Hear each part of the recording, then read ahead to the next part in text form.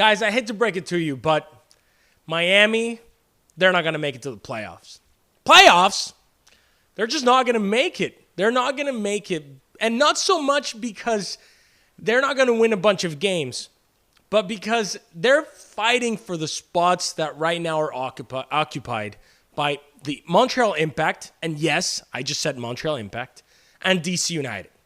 Now, the Montreal Impact still has 4 home games, and the first one's against Chicago. If they're definitely going to win against Chicago with or without Wanyama. But if they win one more and one away, I still think is enough for them to stay there in that position. And then with DC United, you have Benteke scoring goals again, balling out. I just don't see how they lose a lot of games, and they're playing the 2 New York teams at home.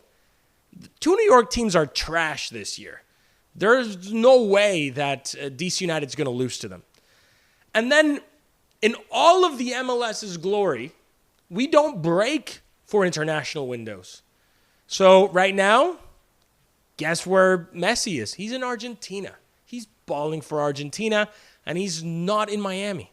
So when Miami goes to play Kansas City, Messi's not going to be there.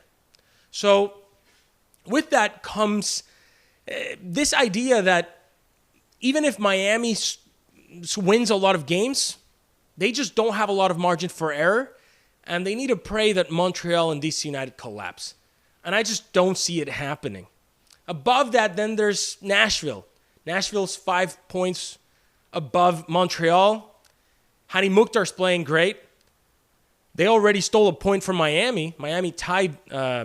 It's the only game they haven't won. And so I just don't see it. I don't see it. I hope for the good of the league that they find a way to make it to the playoffs. I hope that I eat my words. I hope for the sake of Apple TV, there's a best of 3 between Miami and Cincinnati. But I just don't see it, guys. I don't see it. They're just not going to make the playoffs.